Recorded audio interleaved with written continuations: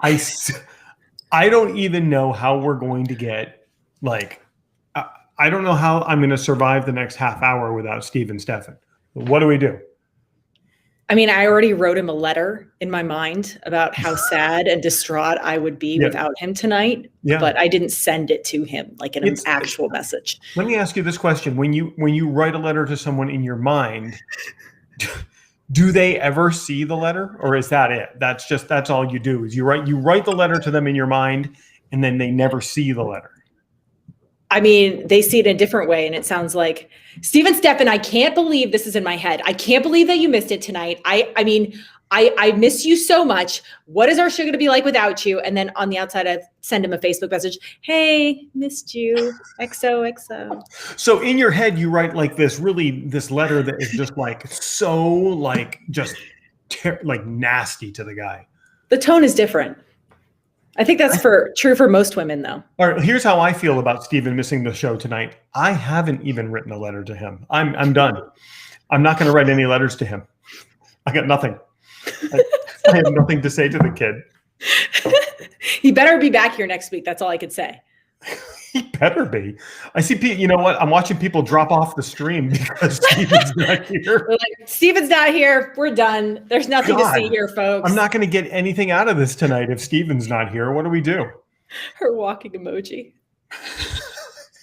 So Steven's on assignment somewhere. I have no idea where he is, but he is on assignment tonight. Great news. Brian Bear's still here. So yeah, Steven's on assignment tonight. So he won't be joining us. I don't know what that means. Bridget, I'm gonna make a bold move right now.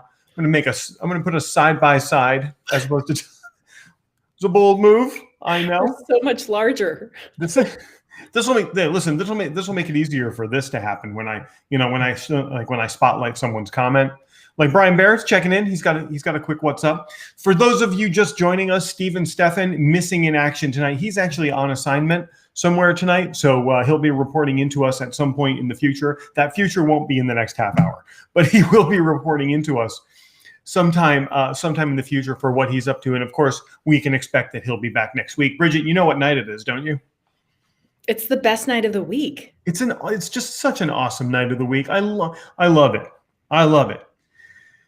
Oh, look at that, Brian Bear. He must like my hair. He must. Thanks, Brian. Thanks for the compliment.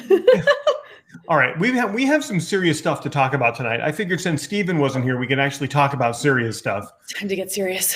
It is time to get serious. So, Bridget, everybody knows, well, you know what? Maybe they don't. So let me just say this. For those of you who might be new, for those of you who might be joining for the first time or who have actually never heard the introduction, over here to my whatever, and whatever side this is over here, is Bridget Hom. Bridget is the mastermind between Bridge to Freedom Coaching. She is a professional coach. She is a life coach. And she is someone that helps people perform better in all areas of their life, whether it's personal, fitness, relationship, or business. And truly, Bridget, what I love about what you do and where you totally excel is when you help people in all aspects of their life. So, for those who didn't know, she's here with us every week, but it's probably good to do a quick little introduction to get people caught up. Absolutely. And if you haven't seen Chris, which is hard to believe, Chris Prouty is the man, the myth, the legend who helps people to achieve a 5-figure income per month. Not per year, per month. By helping you to gain more visibility on social media and making it easy and effortless, and have a community of people who also encourage you to do the same thing. Thank you so much for that. So actually, Bridget, something that is so inspiring to me is there are many times where you and I are called upon to present together. And that is always so cool when you and I get to do that. And actually tonight, with Steven being on assignment, you and I have that opportunity tonight. And you know what I was thinking we could talk about? Because there's a lot of people who watch this who have this vision that they want to be an entrepreneur, or they are an entrepreneur and they want to do more. And I thought it would be interesting to have a conversation from both a marketing perspective as well as from that mindset performance perspective about, do you really have what it takes? Do you really have what it takes to either start a business or to grow your business? What do you think? You want to toss that around? I Absolutely. And, also talk about, for the people who are listening that haven't started their company yet, what's holding you back from becoming that entrepreneur that you're meant to be?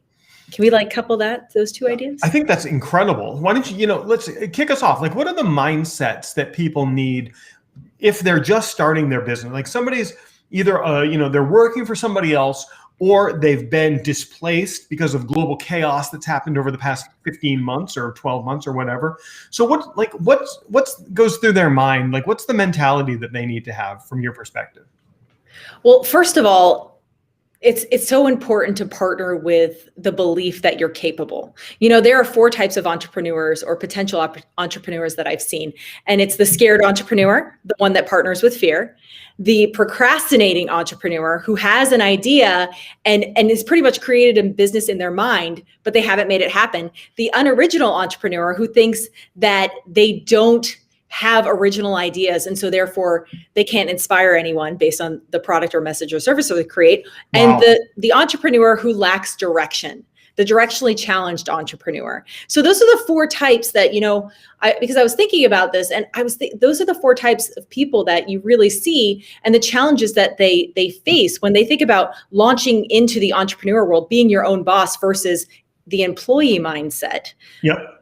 So, I mean, that's what I see. And, for those who are working right now as an employee, the entrepreneur who needs to break free from the employee mindset, having someone to tell you the next right move. What's the top characteristic of the employee mindset? I think I know. I want to hear what you think. What's the top, so you're an employee, you break free from that, you start your own thing, you get a laptop, you start to do all of that stuff. How does the employee mindset poison that person? I have an idea, but I want to hear from you. So first and foremost, it's relying on someone else to tell you the next right move. Wow. And, as the entrepreneur, you have to develop that, you have to grow that muscle of giving yourself direction, because as an employee, that muscle is atrophied. So you don't give yourself direction. You rely on somebody else to give that to you. So I would say that would be the number one thing. I like that a lot. And I think ranking up near the top is also going to be the people who leave the workforce to start their own business, but still are in that the workforce way of working where other people handle things for them. Like you're working in a company, you don't have to do the accounting. You don't have to do the collections. You don't have to, to worry about compliance or legal or any of that. And then all of a sudden you thrust yourself into this world of being an entrepreneur, and you have to do everything when you first start. You have to do everything when you first start. You're everything, and you have to learn to do all of that stuff. And the only way to eventually you outsource it, eventually you have somebody doing your legal, you have, somebody doing your accounting. But I remember my very first year in business, which was 21 years ago, my very first year in business. Wow. I had no idea that I had to do, get ready for this. Get ready. I left a W-2 job on a Friday, had my first client on the following Monday. My W-2 job, I walked in, I sat in on the Friday morning meeting. While during the meeting, I was erasing my laptop, got done with the meeting. I sent an email to my entire team, and all I wrote was, "Today is my last day. My favorite candy is the York peppermint patty." That's all I wrote. That was my resignation letter. And I sent it, and then I closed my laptop and I pushed it across the table and I said, "Today is my last day." And I literally walked out because I wanted to be an entrepreneur. I wanted to start my own business. But for the whole first year, I'm doing it. I'm collecting money. I'm putting it in the bank. And then all of a sudden I'm hearing that businesses have, please pardon me for not knowing this. It was 20 years ago. I was a kid. Businesses have to pay taxes. And so I'm talking to a friend of mine and I'm like, "Do I have to do something with taxes?" And she was like, you had to do something with taxes months ago. I'm like, "Well, what do I do now?" And she's like, I wouldn't even know where to start. And so it got handled. But you have to figure that stuff out. You have to figure out. Which leads into the entrepreneur has to have the ability to ask questions and really pick people's brains, do live research, ask people around you, "What do you think about this?" bounce ideas off of people around you, people in your referral base or people, at work. Hey, what do you think about this? How would I get this, even make this happen? Because everyone else has nuggets of knowledge that you don't, like, in that circumstance. And yeah. So, what we're talking about tonight is, do you have what it takes to start a business? Do you have what it takes to become an entrepreneur? Do you have what it takes to grow your business? Do you really have what it takes? I believe that every single person that owns a business should have a proofreader. Listen, this is just my personal opinion, right. But I think every single person that has a business should have a proofreader, because you're always writing crap and you're a terrible writer. There's just no way around it. Unless your job is a writer, everybody else, you're terrible at writing. And so you need a proofreader. So you check out the comment that's here right now. It's Kathy Steiner. Listen, she probably will be displeased with me for saying this, because I know this woman's working like 20-hour days right now. But nice. this in the chat, you'll see Kathy Bozoff Steiner. She goes by CAC. That's her nickname. Which came through as a child. She's probably going to tell me to stop promoting her. But seriously, you got to get a hold of Kathy Steiner. You need her to proofread all your emails, your whole website, everything. She's unbelievable. She just wrote the number. I don't know what that means. She's working 30 hours a day. She's working 30 hours a day. That's what it means. That chick is working 30 hours a day. But in your arsenal of people, you do need a proofreader, and Kathy Steiner's the person for that. So, Bridget, those are some really good points that we've made. I do have some, how I have the serious conversation. I think I'm going to save that for just a few minutes, because I do have a very serious conversation that I want to share. But I'm going to hold off. Just hang with us for just a few minutes, because Bridget, I want to ask you another question. So somebody's already an entrepreneur. They already have a little bit of business. What needs to happen? What needs to happen for them to be able to take it to how do you say it? You always say, what is it that you say? How do they have what it takes to level up? Oh, that's what it is. To level up. Level up. What does that even mean? It's so funny. I got to be honest. My brother goes, Bridget, what does that even mean? What do you even do? Ben, listen, Ben, you have to level up. That's my brother's name, by the way. If he's watching, he's probably not. But it'd be funny if his name wasn't Ben. Yeah, right. Be like, who are you talking to? Do you have another brother? My name's Gary. Yeah. No, but I literally, level up means if you want to take it to the next level, but level up just sounds more intense, more inspiring. I mean, if I look at you, Chris, I'll be like, hey, are you ready to level up? Me? What doesn't it get exciting? Like, I feel excited when I say that. It's so important to be inspired by what you say and what you do. So for those people who are thinking about becoming entrepreneurs, for those people who are entrepreneurs, you have to hang tight and hold that inspiration that started your business, or the inspiration that is going to propel you to start your business. Hold that very dear to your heart. Write it in big letters everywhere you go. The refrigerator, everyone looks at the refrigerator like 30 times, right? Yeah. Do you stare into the refrigerator, Chris? I don't eat.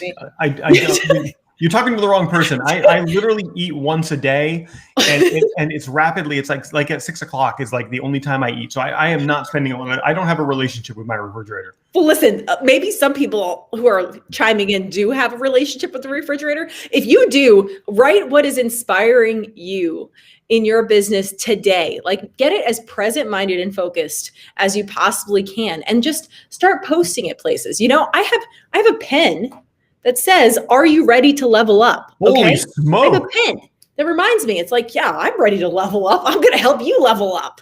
Get inspired. Do you have a point, like when you help people level up, do you have a point system that helps them level up? Or is it they just, all of a sudden they wake up one day and they're like, I feel so leveled up? Listen, it's all about the action steps. Okay. So let's just get real for a second. You know this. I mean, you coach people too. And everyone who's listening in, who has been a part of the Proudy crowd, who has leveled up, knows that if you don't take action, you will fail. That is the number one leading cause of failure for the entrepreneur. It's failing to take action. You either fail or fly. And so giving yourself action steps, setting up accountability, I'll say, hey, Chris, and he'll be like, hey, Bridget, did you do this week? Yeah. You need to have people like that in your life. That's the end of that thought. That's a great thought. I can't show it to you because it's way over there, and I don't want to leave the performance to go get it. But I don't know if you can. You might be able. Oh, you can. I can't. See it. I can't see it. I'm like standing on my tiptoes. I can't see it. Yeah, I know. Let me walk around here. Let me just look around the curtain. This is going to sound. This may sound absolutely insane to people, but I have a book over there. It's a blank book that I bought. And it's just like a journal book.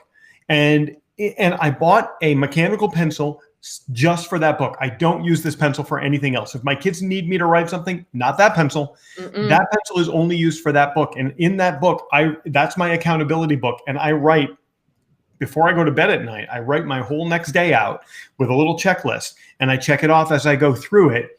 And then if I check off everything, and I make this thing super aggressive. If I check off everything, I write a little symbol at the very top of the page. And then I write a multiplier next to the symbol for how many days in a row I've been able to write the symbol. So this is like serious stuff. This is like, my list is like 15 items long because I generally work like 15 hours a day. So I have like hour blocks that I do, checklist, check. If I can check them all off, then I get to draw the symbol at the top with the multiplier.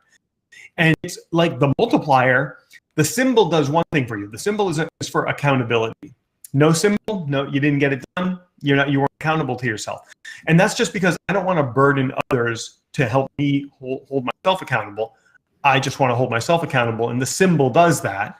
Then the multiplier key is like, it's almost like gamifying my journal, because it's like, how often can I multiply? How high can that number go? And so in terms of accountability, if you're looking, does it sound crazy to you? No, I'm thinking how high that number can go. And Kathy says it's a great idea with the symbol. All right, listen, I'll show you. I'll step over here, guys. Oh, okay. Yeah, look, I did. I can't have you see the secret stuff, but you can see there's a little tiny symbol that I draw at the very top with a little multiplier next to it, the number 9, because I just started this book and I'm on page 9. And you can see, Kathy's asking if you use an ABC system. What she's talking about is, do you have A goals, B goals, and C goals, and where you get your A goals done first, then you move on to your B goals, then you move on to your C goals. What I have done, and I think people should definitely do that, is they should write down their goals as A goals, B goals, and C goals. And the A goals are the ones that have to get done. The B goals are the ones that get done next, and then the one after that, the C goals are the ones that you hope you get to. All of my goals are A goals. I have to get them all done, so it doesn't matter which I do first. It's generally just like, how much can I get done as rapidly as possible. I don't know why we started talking about that, but we did. And it helps somebody. It helps some of the people who are listening. Kathy. I'll tell you what, having the magic pencil, okay? Magic pencil. I only use this pencil with this book, having the magic book, $7 on Amazon. Listen, you're going to spend $7 on Amazon, $10 on a pencil. So you're going to spend under $20. It's going to make you hundreds of thousands of dollars. Change if your you life. can use this. It'll make you hundreds of thousands of dollars. And then you can see, here's today. You can see I got to cover up today. Haven't written the symbol yet because I haven't gotten all my work done yet. I still have 3 items that I have to check off today. But this is how you, I don't want to use your phrase because everybody steals your phrase. So I'm not going to steal your phrase. This is how you take things to a whole nother stratosphere in your business, is when you aggressively write down your goals, check them off, and then gamify it with draw a little symbol at the top. It's the same symbol every single day. It's a Japanese symbol. And then for a word that means a lot to me. That word is fish sticks. It's not. And then the multiplier. And then you write down the multiplier next to it, and that keeps you going every day. I get pissed off when I see that I have things that I haven't checked off, and I'm going to get them done. You don't even eat fish sticks.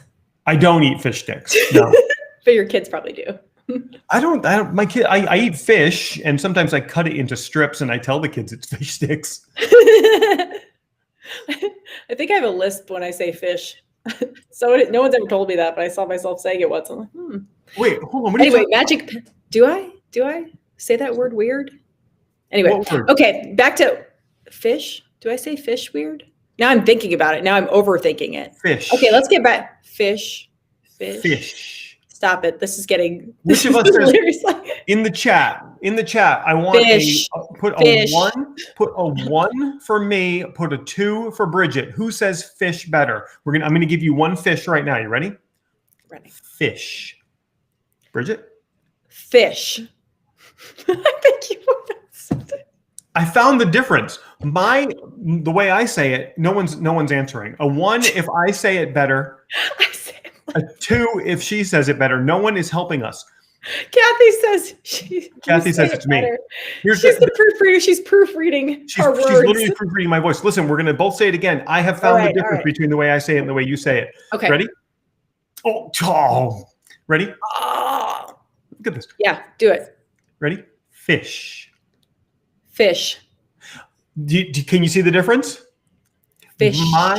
My sh is extended. That's because I'm from New England. Is that why? Is abbreviated because you're from the Midwest. Don't tell people that about me.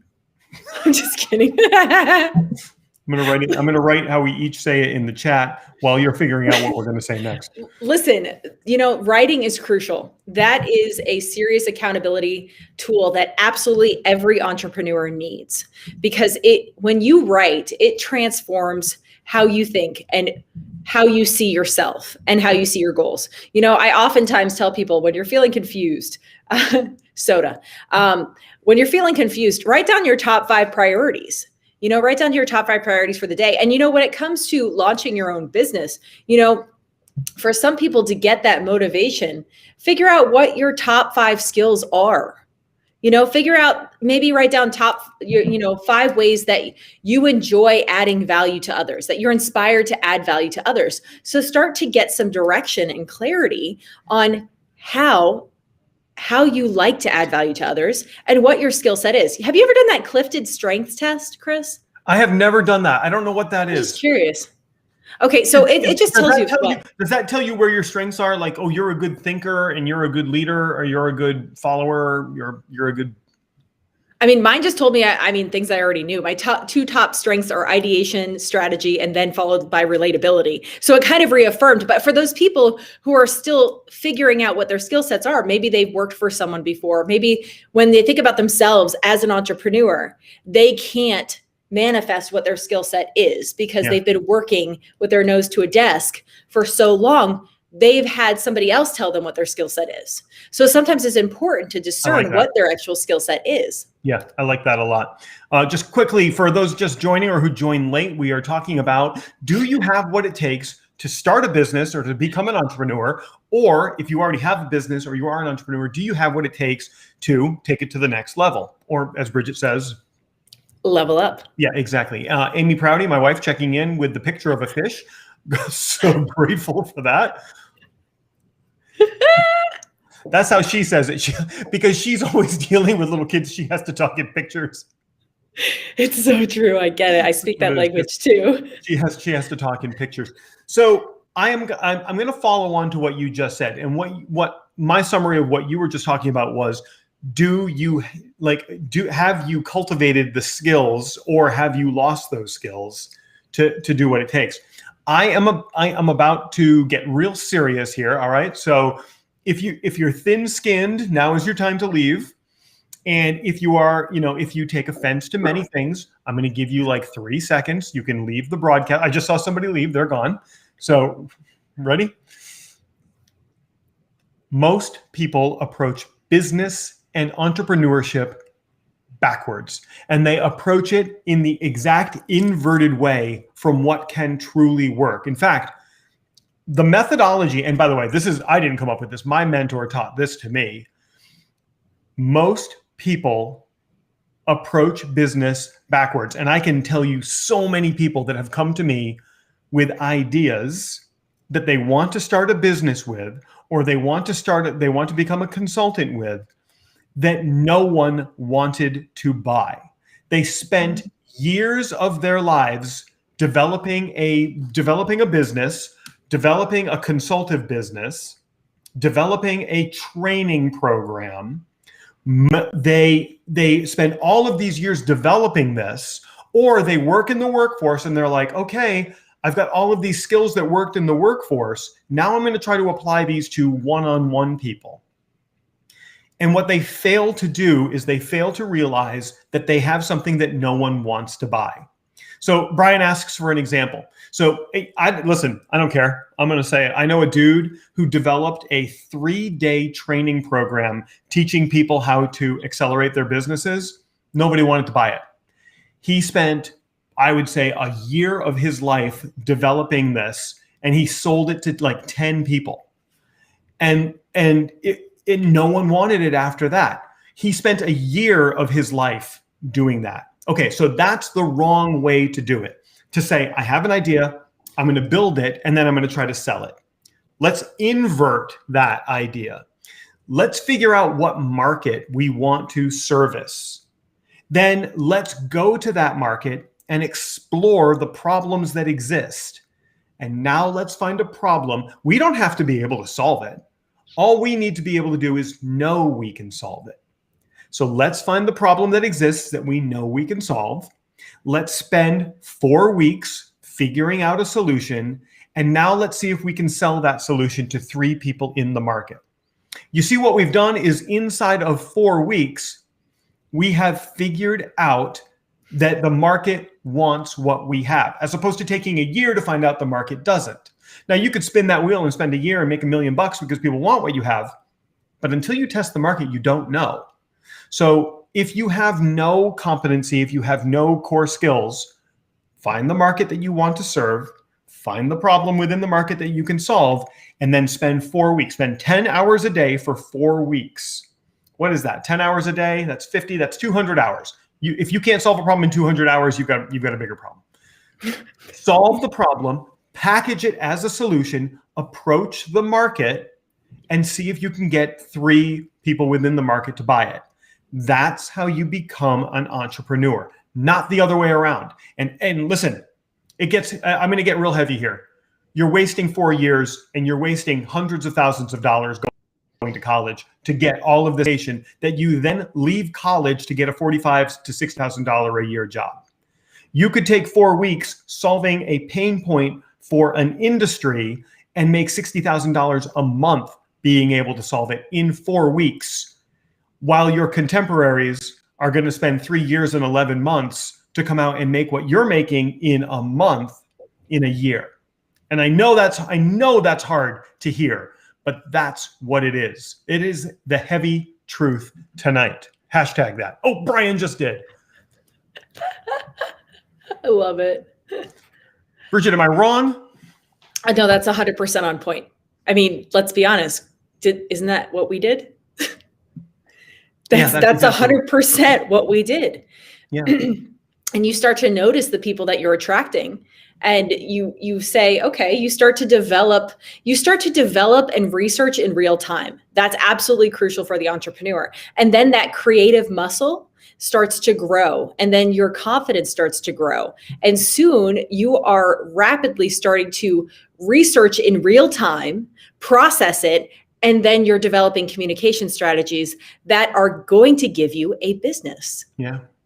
You know, it's so very true. And by the way, up on the screen right now, Eileen Ryan, who is the queen of the career. If you do try to start your own business and you fail, then she's the one that you have to talk to, because she'll get you right back into the workforce because, that's what she does. But, we're coming up on the bottom of the hour. We got to find a way to wrap this up, Bridge. I can't even believe it. That half an hour went by so fast. Steven, still no idea what's going on with that kid, but he is, he's out there on assignment. I'm going to say this. I'm going to give just my final thoughts. I'm going to hand it over to you. My final thoughts are this: you've got to really take the chance, but you've got to know what you're getting into. And my recommendation to everyone is find the market that you want to serve, whoever those people are. Find that one problem in the market that you are inspired to solve. Solve the problem, see if you can sell it, get the results, refine it, build your business, and you're going to build a multiple 5-figure income in no time at all. Forget all that other stuff. Forget the nonsense that's out there. And whatever you do, don't go to market with an idea that you spend years or a year or even months developing that you that you have not tested on that market. You may feel very good about developing that 3-day training that nobody wants to buy, but you may feel very good that your PowerPoint was beautiful. But guess what? Nobody wants to buy it. And so you've just wasted a year of your life, and the rest of us are going to go and make, serve an abundance of people.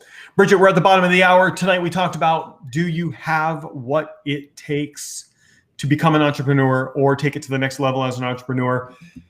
Take us home, Bridget, and you get the final word. Guys, it's time to level up in your life and your business.